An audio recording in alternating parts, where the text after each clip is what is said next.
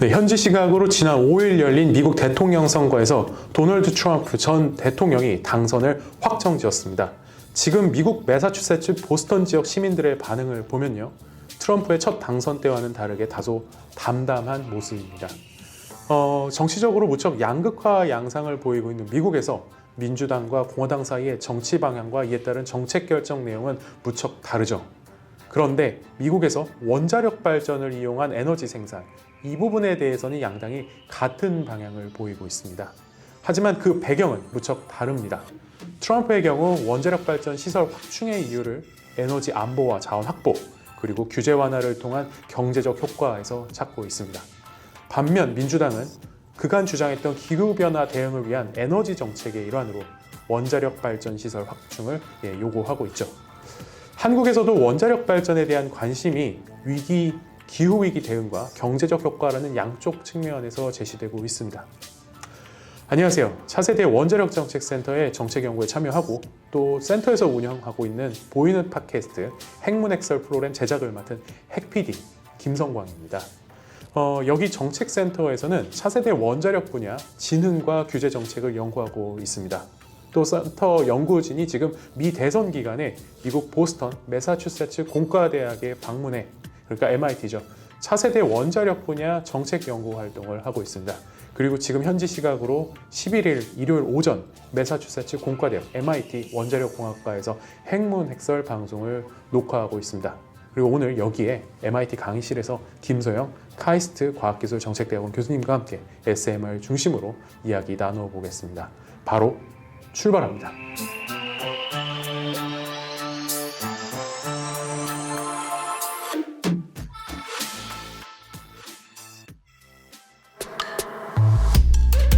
요놈들은 무슨 생각으로 차세대 원자력 이야기를 꺼내는 걸까?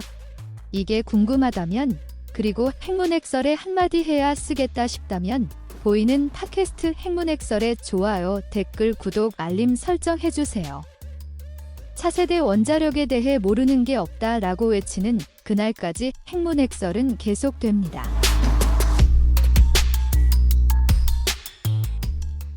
네, 안녕하세요 교수님. 네, 소개 부탁드립니다. 서로 잘 아는 사이인데 소개하라니 조금 그렇습니다. 저는 카이스트에서 과학기술 관련해서 공공정책을 가르치고 있고요.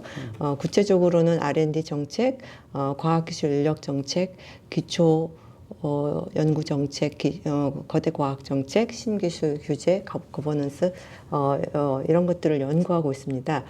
그 차세대 원자력 정책센터는 말 그대로 차세대 원자력에 대한 여러 가지 정책을 연구 개발하는데요. 네. 이 센터는 올 초에 과기정통부에서 민간 합작 차세대 원자력 개발을 위한 정보 수집, 정책 기획 조율 등을 위해서 정책센터 치고는 상당히 큰 규모로 재원을 투입해서 설립이 되었습니다.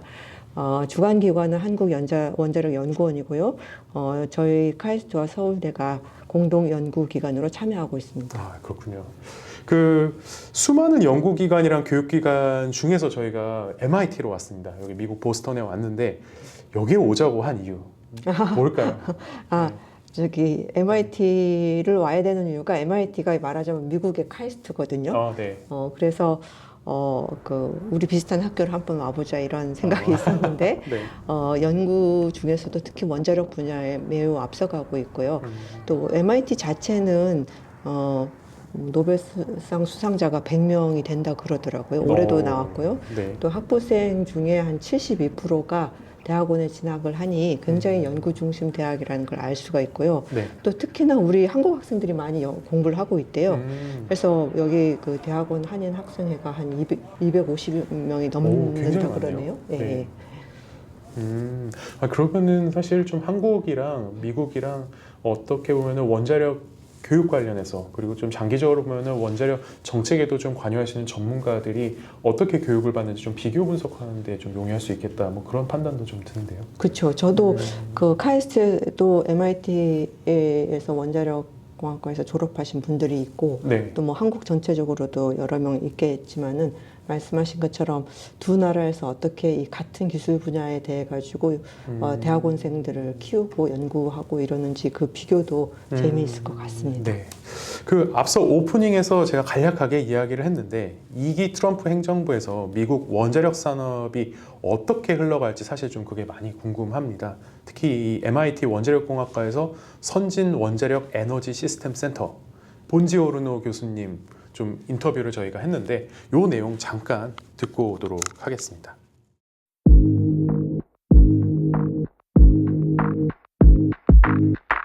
So every piece of legislation about nuclear 원자력 관련 모든 법안은 민주당과 공화당 모두의 초당적인 지지를 받아 통과되었습니다.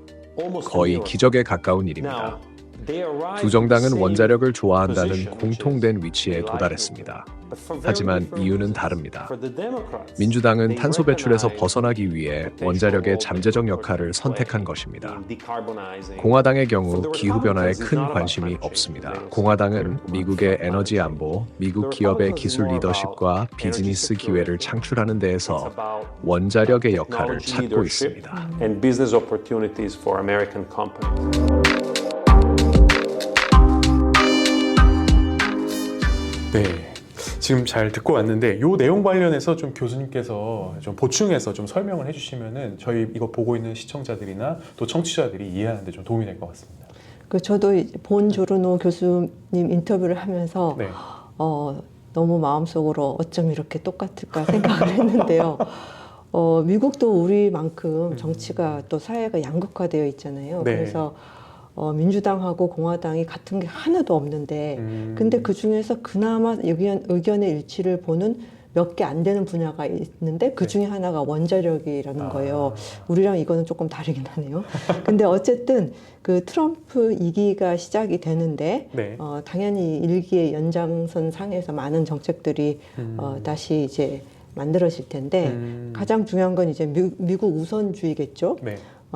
근데 이제 원자력 역시 아까 얘기한 것처럼 경제적 효과를 중심으로 이렇게 정책이 짜여질 텐데 트럼프 1기 때 2017년에 원자력 혁신 역량법을 만들면서 그때의 주안점이 바로 미래 선진 원자력 기술을 주도하기 위해서 신형 원자로 개발 등 연방 정부의 원자력 R&D 프로그램을 이쪽으로 많이 재조정하는 것을 이렇게 담고 있습니다.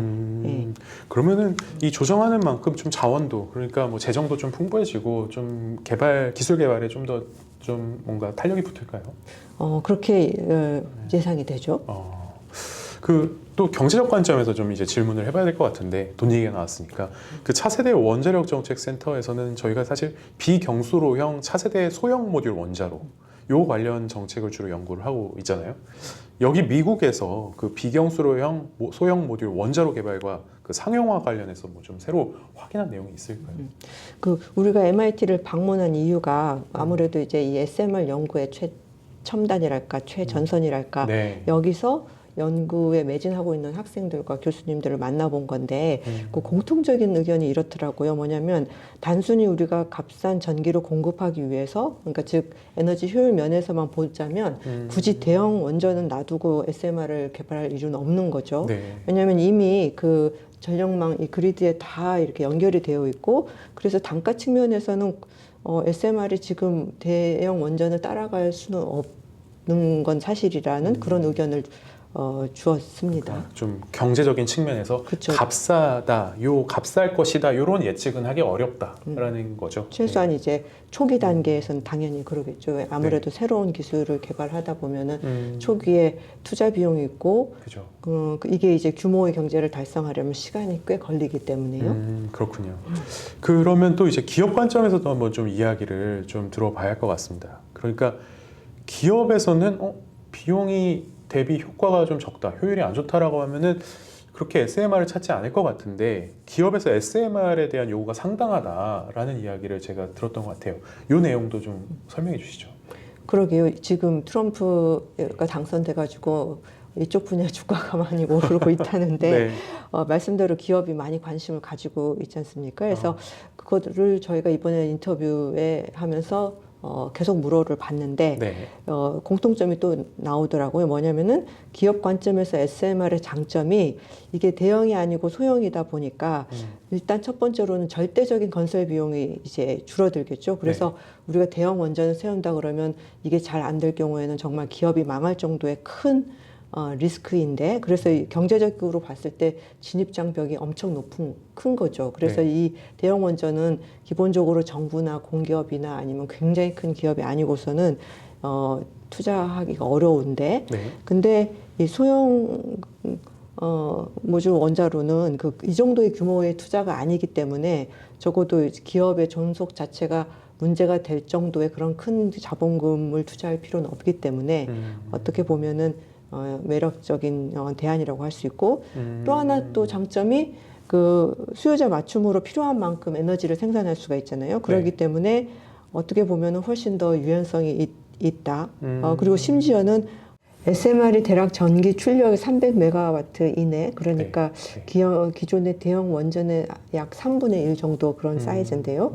이보다 훨씬 전기 출력이 작은 이제 MMR, 그러니까 마이크로 모듈 원자로도 있지 않습니까? 그래서 출력 전력이 그만큼 다양하기 때문에 여러 가지 다른 용도와 규모의 에너지 수요에 대응할 수 있다는 것도 굉장히 큰 장점이라고 할 수 있고요. 마지막으로 이제 산업 생산 시설 인근에서 전력 생산을 할 수 있기 때문에 송배전에 대한 비용도 크게 절감할 수 있죠. 아, 그렇군요. 그러니까 좀 제가 요약을 하자면 첫 번째로는 굉장히 큰 규모로, 사실은 한 1.4 기가와트 정도가 이제 대형 원전, 요즘에 이제 추진하는 대형 원전인데, 그 대형 원전에 비해서 한 3분의 1 혹은 4분의 1 정도 수준의 크기로 작게 짓다 보니까 그만큼 비용도 좀 덜 들게 되고, 그러니까 기업들도 요 정도면은 나도 한번 이 정도 돈 들여서 하면 할 수 있겠다, 이런 부분에 있어서 민간 참여 가능하겠다. 또 두 번째는 이렇게 작다 보니까 필요한 만큼만 전력 생산을 하는데, 심지어 SMR보다도 작은 그 마이크로 모듈러 원자로 MMR도 있다. 그리고 마지막으로는 이렇게 막 송배전이라는 게, 전기를 결국엔 끌어다 쓰려면은 이제 고압 송전탑이라든지 이런 걸 지어야 되는데, 그런 거 안 짓고도 그냥 바로 끌어다 쓸 수 있다. 이렇게 장점이랄까요? 그분들한테 필요한, 기업에서 필요한 이점 이런 게 3가지 정도 있다. 이렇게 해석하면 될까요? 그렇죠. 또 한 가지 까먹은 게 있는데, 이제 공장에서 직접 만들어서 오기 때문에 아주 크게 인프라를 짓지 않아도 되는 그런 장점도 있겠죠. 또 계속 이어가 보겠습니다. 상용화가 가능하냐, 요거에 대한 좀 질문을 해야 될 것 같은데, 비경수로형 차세대 원자로 이야기를 좀 중심으로 좀 물어봐야 할 것 같아요. 다시 얘기하면 지금 현재 상용화를 목표로 제일 주목받고 있는 소형 모듈러 원자로 SMR 뭐가 있을까요? 상용화 측면에서 보면은 경수로형 원자로가 훨씬 빠를 텐데, 경수로형 SMR이 물을 쓰는 원자로, 냉각제로 물을 쓰는 건데, 왜냐하면 이거는 이미 존재하는 기술이기 때문이죠. 경수로형 SMR은 한마디로 이제 기존의 경수로형 대형 원전을 이제 사이즈를 줄인 거니까 이미 상용화가 되어 있잖아요. 대형 원전은. 근데 이제 비경수용은 냉각제로 물이 아니라 소듐, 헬륨, 납, 용융염 이런 다양한 물질을 써서 기술적 성숙도가 상대적으로 아직 낮은 편입니다. 아직 그래서 많이 사용을 안 했기 때문에 이제 개발 중이니까. 그래서 이제 이런 것들을 4세대 원전이라고 그러는데, 우리나라랑 미국, 프랑스, 일본 등 한 11개 이제 원자력 기술 선진국들이 이제 Generational 4 International Forum이라고 해서 GIF를 만들었는데, 여기서 이제 6개로 원자로 노형 개념을 제시하거든요. 그래서 차세대, 4세대 국제 포럼. 그렇죠. 이렇게 그래서 우리나라는 현재 이제 소듐 냉각 고속로 초고온 가스로 용융염 원자로, 이렇게 발음이 어렵네요. 이거를 개발 중인데 각각 다 장단점이 있어요. 그래서 이런 것들은 아마 우리 핵문행설에서 나중에 또 더 이제 기술 전문가들을 모셔놓고 비교를 해보면 좋을 것 같은데, 예를 들면 용융염 같은 경우는 핵 연료 물질을 용융염에 용해를 시켜가지고 연소를 시키기 때문에 이게 일체가 돼 있잖아요. 그래서 냉각제가 상실되는 사고가 없기 때문에 안정성이 매우 물처럼 높다 이렇게 그러네요. 증기로 해서 뭐 폭발하거나 뭐 그런 기화되지 건 없죠. 않는다. 네. 네, 그런 거죠. 네, 뭐 이거는 이제 기술적인 건 나중에 제가 전문가 모셔서 물어봐야 할 것 같고요. SMR 이제 장단점과 관련해서 저희가 좀 한번 살펴보려면 결국에는 설치부터 해체까지 전체 과정에 대한 좀 종합 연구가 필요할 것 같아요. 그런데 한편으로는 그러다 보면 이제 이점이랄 게 없다.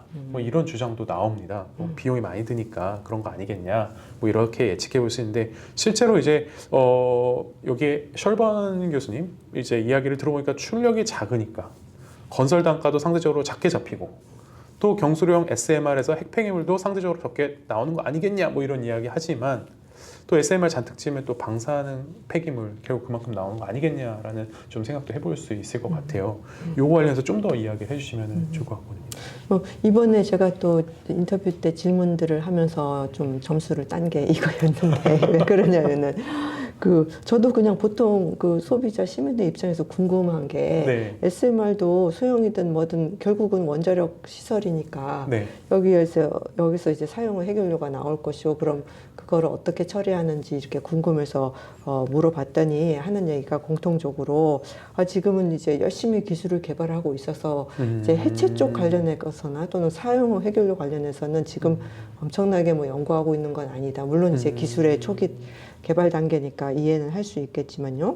그래서 대형 원전 같은 경우는 당연히 뭐 해체만 하더라도 굉장히 뭐 절차, 기술적인 논의들이 많고 네. 규제도 방식도 다 마련되어 있을 텐데 SMR은 워낙 기술 개발 초기다 보니까 이제 방패물 관리나 해체 이런 거에 대해 가지고 그러니까 말하자면 후행 핵주기에 대해서 네. 크게 많이 고려가 되고 있지 않다는 걸 발견을 했거든요. 근데 당연히 어떤 것들은 기존에 대형이든 소형이든 상관없이 비슷한 방식으로 관리되긴 하겠지만은 기술적으로 그 원자로 바깥에 있는 것들을 해체하거나 이런 건 비슷할 수는 있지만 네. 그 원자로 자체는 또 다르기 때문에 분명 그 뒷부분 그러니까 후행 핵주기를 네. 같이 고민하면서 기술을 개발해야 되는 건 맞는 거 같고요. 현재까지는 많이 이렇게 그쪽에 관심이 없다는 거는 좀 아쉬운 점인 것 같네요. 네. 그러면은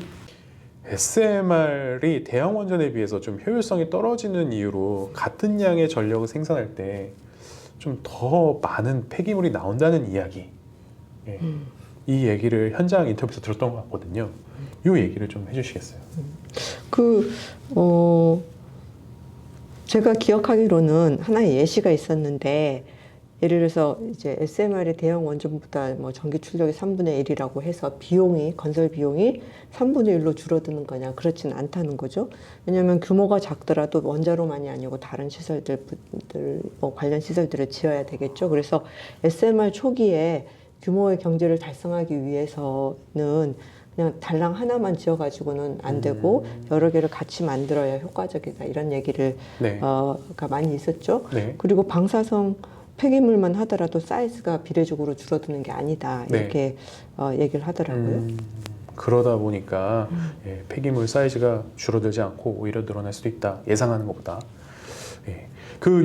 더 이제 다음 질문을 좀 넘어가면 근데 그 부분은 조금 기술적으로 다시 확인해 봐야 될 것 같긴 해요. 왜냐하면 네. 절대적인 사이즈는 분명 줄어들 텐데 네. 이거를 하나만 짓지는 않을 거잖아요. 그렇죠. 그래서 여러 개를 짓기 때문에 그걸 합치면은 네. 이제 더 늘어날 수도 있다. 그런 취지였던 것 같거든요. 그렇군요. 용융염, 이게 용융염 이게 항상 늘 헷갈립니다. 예, 용융염 SMR에서 좀 보다 높은 비율로 고농축 우라늄을 사용한다고 하는데 이 소형 원자로에서 에너지 밀도를 끌어올리려는 좀 의도로 그렇게 설계가 된 것 같습니다. 근데 이게 좀 문제가 될 수도 있다면서요? 이게 크게 보면은 SMR의 핵 비확산성 문제라 그래요. 그래서 이제 국제적으로 핵무기를 거버넌스 하는 시스템이 이제 IAEA를 중심으로 이제 구축되어 있는데 이 IAEA는 요즘 이제 AI 같은 경우도 이거를 벤치마킹해서 이제 AI 역시 여러 가지 리스크가 있기 때문에 네. 비슷하게 이제 핵무기 규제하는 것처럼 그런 글로벌 거버넌스를 만들어야 된다 이런 논의가 있거든요. 그래서 이제 IAEA가 결국은 이제 핵 비확산을 그 막는 게 굉장히 주된 임무인데 네. 이 SMR은 연료 교체를 보통 3년에서 40년으로 해서 굉장히 길기 때문에 네. 원하는 출력을 얻기 위해 가지고 네. 대형 원전보다 훨씬 고농축으로 고농축 우라늄을 사용을 한다고 합니다. 그래서 네. 그렇다면 당연히 이제 핵무기로의 전용이 쉬워지겠죠. 핵무기가 되려면 농축률이 몇 %고 그리고 SMR 한 몇 % 쓰고 기존 원자로는 몇 % 쓰는지 다 까먹었죠. 아, 네, 알겠습니다. 네, 이런 거는 제 위키피디아에서 여러분들께 찾아보실 수 있습니다. 네. 네, 그 SMR 관리 체계가 좀 세계 표준이 없다 이런 이야기를 저도 좀 들었던 것 같아요. 그러니까 기술 개발 과정에서 각각 상황에 맞게, 각국 상황에 맞게 이렇게 기술 개발이 일부 진행되다 보니까 사실 SMR 관리 체계에 세계 표준이 없는 것 같다. 그리고 앞으로 없을 수 있다. 그러다 보니까 국가 상황에 따라 안전 관리가 좀 제대로 이루어지지 않을 수 있겠다라는 좀 궁금증이 생기더라고요. 이거에 대해서 어떻게 보십니까? 아, 이게 이제 셔번 교수님 그 네. 인터뷰할 때 나온 얘기인데 네, 그 SMR 표준을 만든다 그럴 때 그리고 이제 기존의 표준도 마찬가지인데 기본적으로 틀이 글로벌 그 표준의 어떤 틀이 있다고 하면은 그걸 각 나라마다 규제 기관에서 좀 더 세게 또는 좀 더 느슨하게 이렇게 적용을 할 수가 있겠잖아요. 네, 그래서 SMR 표준도 당연히 이제 앞으로 만들어갈 때 이제 쉽지는 않을 텐데 새로운 기술이라서 네, 근데 특히나 글로벌 표준 만들긴 더 어렵겠죠. 왜냐하면은 예를 들어서 안전성 기준만 보더라도 네. 이게 우리가 정량적으로 어떻게 뭐 얼마 이상이면 되고 아니면 되고 어떤 그런 역치, threshold를 제시를 할 수 있겠지만은 네. 이 그 역치 자체가 규제 기관이나 또 그 전문가나 또 그 사회의 어떤 안전성에 대한 예민함 이런 것들에 따라서 많이 달라지기 때문에 네. 쉽지는 않다 이런 말씀을 하셨어요. 그렇군요. 그 또 저희가 아까 앞서 얘기했지만 그 개발비에 대한 얘기도 한번 생각해 봐야 할 것 같습니다. 그 결국에는 비용 문제인데 비경수로형 차세대 원전 앞서 말씀하신 것처럼 지금 굉장히 초기 개발 단계이잖아요. 그러니까 앞으로 그러면 오랜 기간 동안 개발이 계속되어야 할 것 같은데 이러면은 비용이 굉장할 것 같아요. 이것도 계산에 포함이 된다면 SMR이 정말 싼 게 맞냐? 이런 의문을 가질 수밖에 없을 것 같거든요. 그래서 그 셔본 교수님의 그 연구 분야 중에 하나가 이 SMR 최적화 네. 라고 하는데요. 그 중에 하나가 이제 경제적 비용을 추산을 하는 거래요. 근데 이 경제적 비용은 좀 더 넓게 봐가지고 이제 라이프 사이클 전체적으로 봤을 때 처음부터 끝까지 네. 아마도 해체까지 포함되겠죠. 이걸 다 포함을 한 비용인 것 같은데 그래서 일단 초기에는 비용이 상당할 것이라 가지고 아까 예시도 아까도 잠깐 얘기가 나왔지만 하나만 달랑 짓는 게 아니다. 그래서 하나의 예시로 이제 캐나다의 온타리오 파워 제너레이션에서는 지금 한 기가 아니라 그 6에서 8기 정도를 만들고 있다고 해요. 그리고 또 SMR 상용화가 단순히 기술 성숙의 문제만이 아니라 이제 규모의 경제를 달성해야 상용화를 할 수 있을 텐데 네. 여기에 이제 상당한 시간이 걸릴 거라는 그런 얘기가 있었고요. 그럼에도 불구하고 빅테크를 필요로 포함을 해서 많은 기업들이 관심을 보이는 것이 네. 지금 요새 보면 데이터 센터라든지 반도체 네. 클러스터라든지 여러 가지 그런 대규모 산업 시설들이 네. 엄청나게 전력 수요가 높거든요, 크거든요. 그리고 지속적으로 그런 게 발생하고 네. 그런데 이들 시설이 특히나 품질이 좋은 이제 안정된 전력이 지속적으로 일관되게 이제 공급돼야 되기 때문에 네. SMR에 대한 수요 이거는 여전히 이제 앞으로도 계속 높을 거라고 그렇게 예상을 합니다. 그 가끔 이제 데이터 센터에서 AI 생성형 AI 시스템을 운영을 하는데 그게 왜 전기를 많이 먹냐 모르시는 분들이 있어서 조금 저희가 설명을 해야 할 것 같아요. 근데 네. 저는 결과적으로 봤을 때 네. 예를 들어서 이집트 카이로에 가면은 어디를 구경해야 돼 해서 그걸 단순히 이 구글에 치면 네. 딱 나오잖아요. 네. 뭐 첫 번째, 두 번째, 어디 세 어디 번째. 가야 된다. 네. 그러면 그거를 하는 그 전산 용량이랑 네. 그 다음에 그냥 AI 챗GPT에 물어봤을 때 네. 실제로 수행되는 그 전산이 그게 비교할 수 없을 정도로 엄청나게 크잖아요. 그래서 저는 그 단순한 서치를 할 때 그 챗GPT를 쓰는 게 환경에 그렇게 좋지 않다. 좋은가 이런 생각도 들어서 아. 여전히 이제 약간 올드 스타일로 서치를 네. 일부러 할 때도 있어요. 아, 네. 환경까지 환경을 고려를 해서. 생각해서. 예, 검색하는 습관도 환경을 고려해야 된다. 네. 그렇다면 이제 저희가 다시 좀 한국 이야기로 한번 좀 돌아와 볼 필요가 있는 것 같습니다. 한국에서 차세대 원자로, 그러니까 SMR 중에서도 비경수로형 차세대 원자로 상용화 가능하다고 보십니까? 상용화가 안 될 거는 아닐 텐데 네. 이번에 저희가 또 이분들이 뭐 미국 분들이긴 한데 계속 그 얘기를 물어보긴 했거든요. 네. 한국에서의 SMR 상용화 전망은 어떠냐 이렇게 했더니 그분들이 계속 공통적으로 얘기하는 거는 한국은 이미 대형 원전이 이제 그리드에 잘 연결이 돼서 또 소비자들이 굉장히 이제 저렴하게 이미 전기를 쓰고 있다. 네. 그래서 굳이 여기에다가 SMR을 건설할 필요는 없고 오히려 SMR을 하게 되면 아까 얘기한 그런 데이터 센터라든지 그 대규모 산업 시설, 네. 뭐 포항이나 뭐 울산이나 아니면은 뭐 그 평택이나 이런 반도체 생산 시설이나 이렇게 그런 좋은 품질의 전기를 안정적으로 공급해야 되는 그런 수요가 많은 그런데 활용하는 게 낫지 않겠냐 이런 의견을 주었습니다. 또 하나는 또 우리나라가 미국이랑 달리 인구 밀도가 굉장히 높잖아요. 네, 그렇죠. 그래서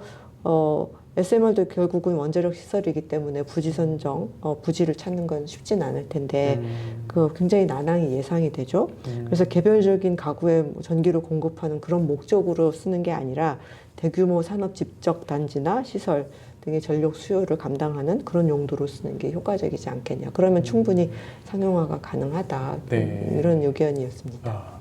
그 약간 막간에 횡간에 좀 질문을 드리자면 대전 같은 경우에는 전기 자급도가 한 2% 정도인데 결국에는 충남에 굉장히 발전소에 의존적인데 대전에 좀 유휴 공간을 활용해가지고 이 SMR을 짓는다면은 좀 시민들 반응이 어떨 거라고 보시나요?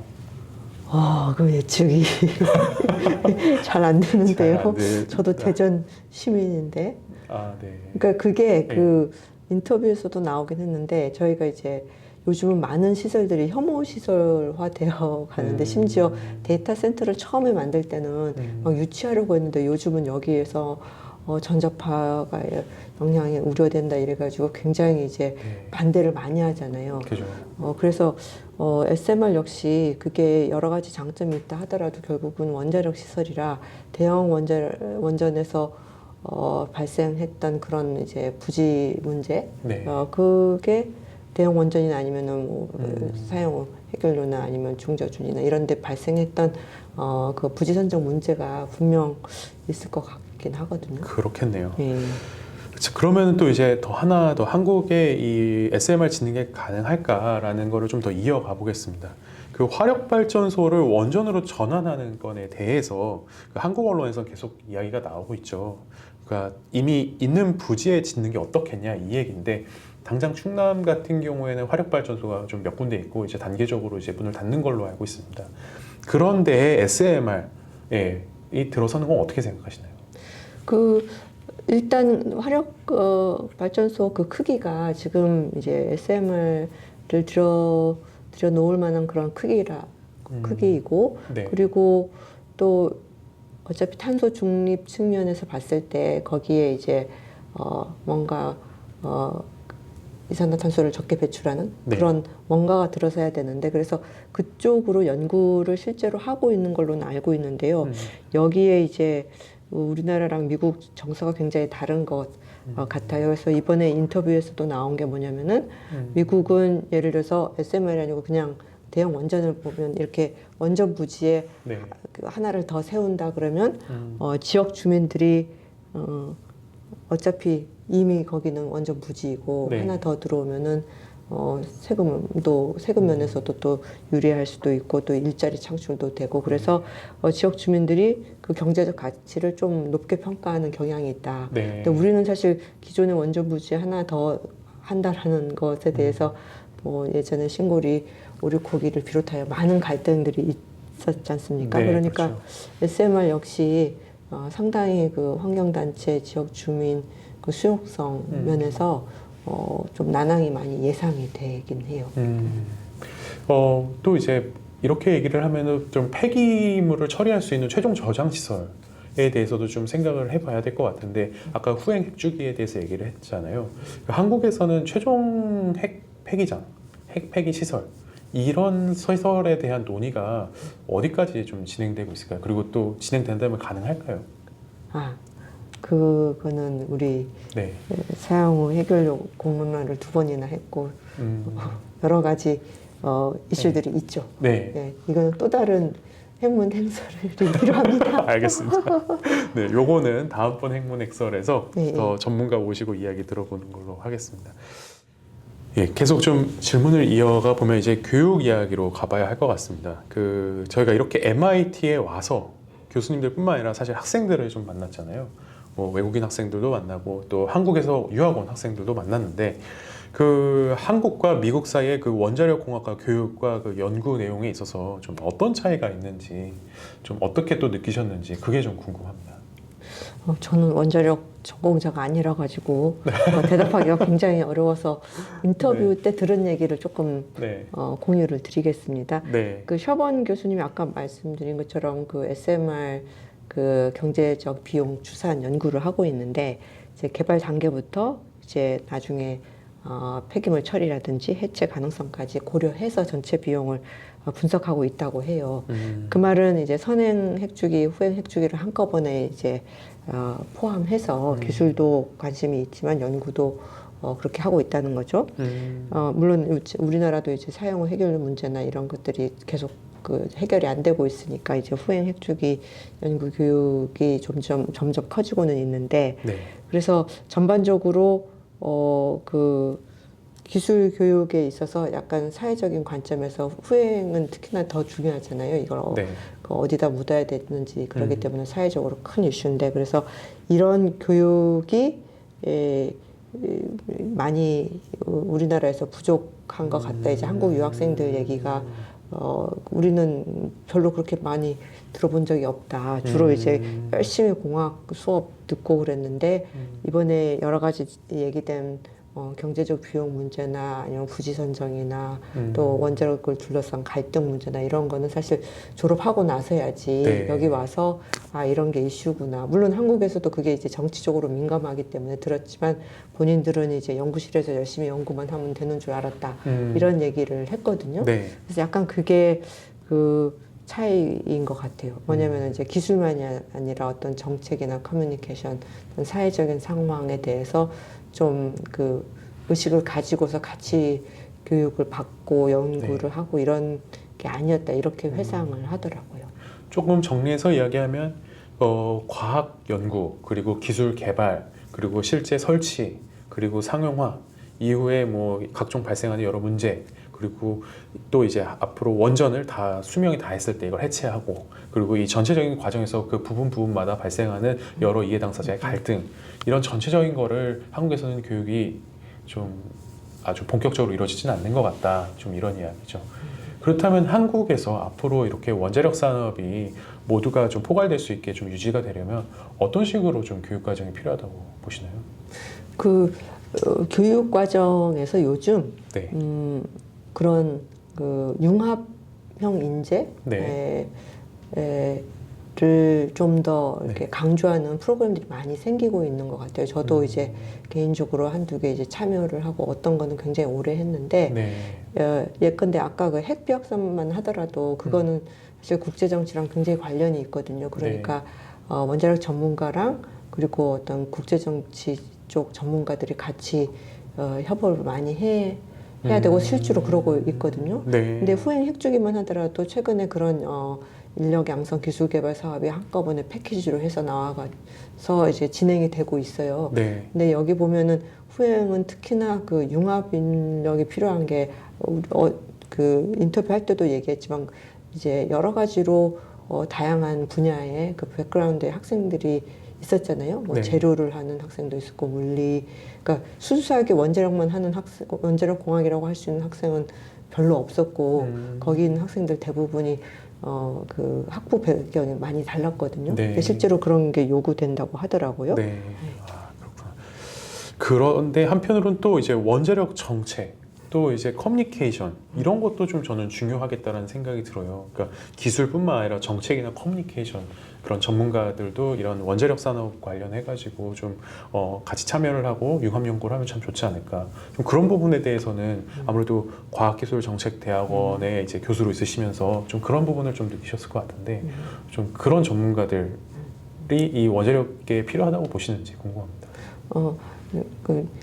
말 안 해도 그건 당연히 필요한 거고요. 네, 네. 근데 저는 오히려 이번에 인터뷰하면서 느낀 게 저도 이제 원자력 분야 분들이랑 많이 이제 일을 같이 하고 하다 보니까 귀동냥으로 듣고 그래서 기술을 그렇게 단어 자체는 많이 듣는데 그게 어떻게 작동하는지는 굉장히 어렴풋하게 알고 있거든요. 근데 그런 상황에서 저희가 여러 가지 정책적인 이슈를 다루는데 근데 이번에 MIT 인터뷰하면서 오히려 어떤 걸 느꼈냐면은 반대로 기술 전문가들이 정책적인 거를 더 잘 알면 훨씬 더 좋겠다 이런 생각이 들더라고요.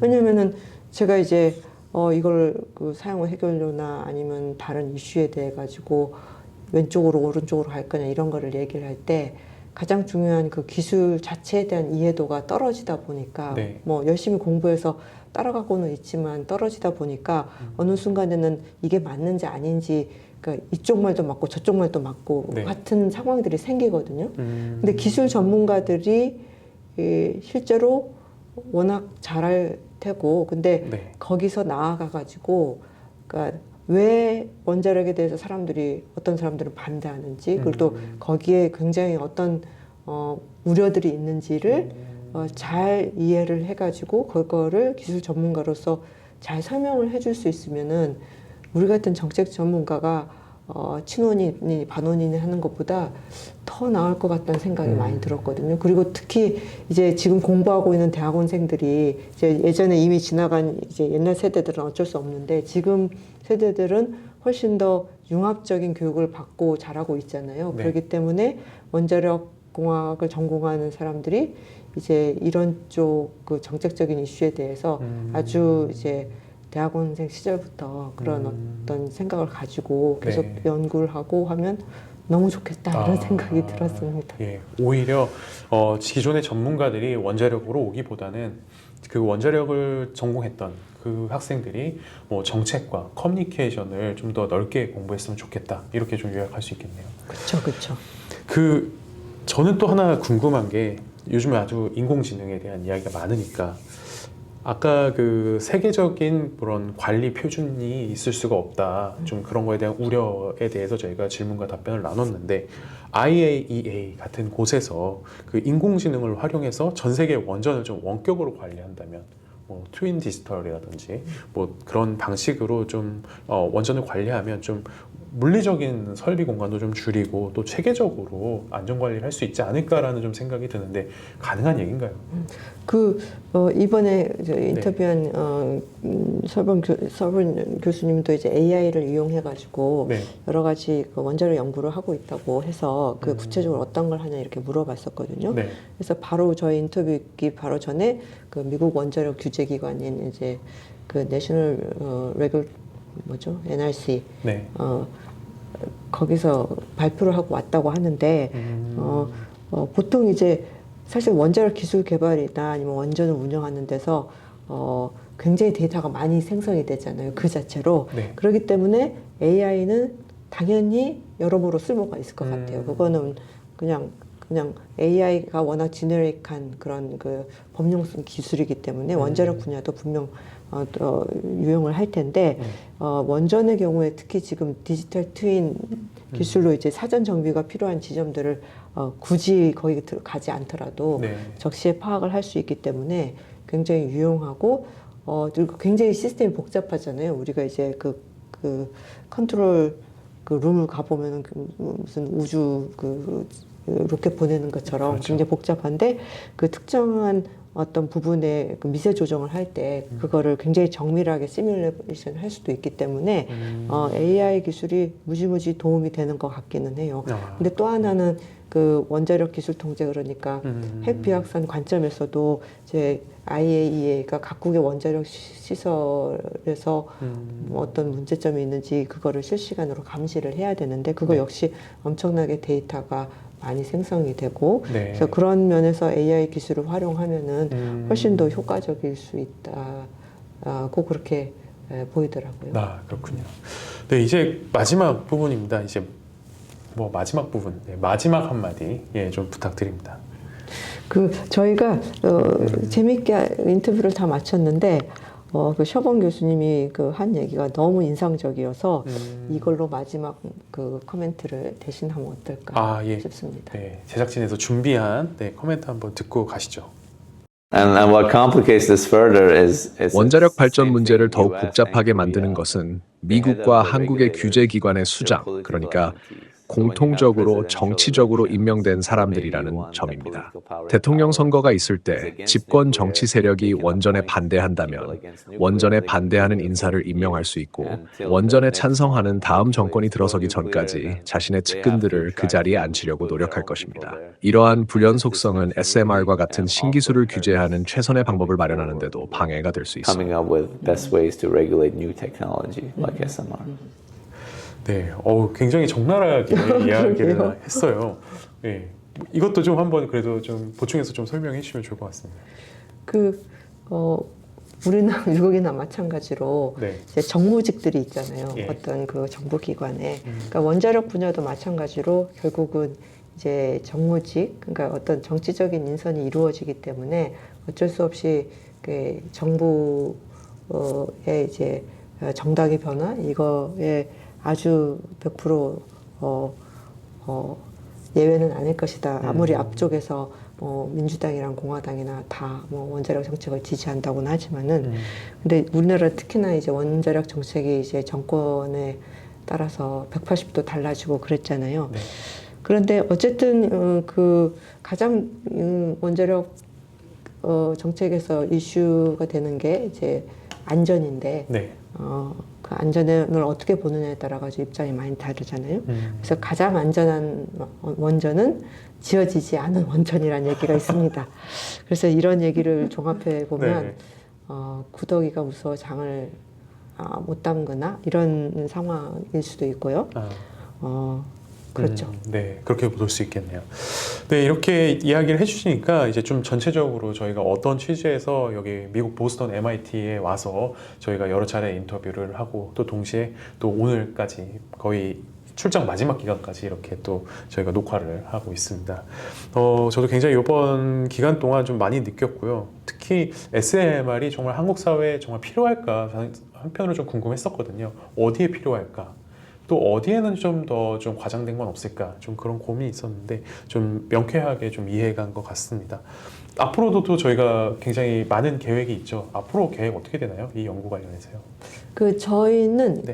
미국의 한 두세 개 대학 그리고 또 유럽의 두세 개 대학을 이런 방식으로 돌아다니면서 그 SMR을 연구하고 있는 교수님들이나 그 학생들 인터뷰를 하면서 실제로 종이로 많이 볼 수 있는 어떤 SMR의 통계 그리고 그거에 대한 뭐 분석 이런 거를 떠나서 조금 더 생생하게 현장에서 정말 연구의 최첨단에서 밤낮으로 이렇게 연구하는 사람들이 어떤 고민을 가지고 이 기술을 연구를 하고 개발하고 있는지 그렇게 목소리를 들어보고 싶거든요. 그래서 MIT가 이제 처음 시작을 한 거고 네. 또 이번 출장에서 교수님들이 다음번엔 여기를 하면 좋겠다 굉장히 추천을 많이 해주셔가지고 고민이 많이 됩니다. 왜냐하면 네. 그 예산상 좀 한정되게 몇 개 학교만 가야 되는데 네. 어느 거를 골라야 될지. 예. 뭐 내년에는 이제 좀 더 많은 예산이 나오지 않을까. 그렇게 잘해야죠. 알겠습니다. 네, 오늘 출연해서 감사합니다. 네, 고맙습니다. 네, 지금까지 카이스트 과학기술정책대학원의 김서영 교수였습니다. 네, 청취자, 시청자 여러분, 오늘 인터뷰 어떻게 들으셨나요?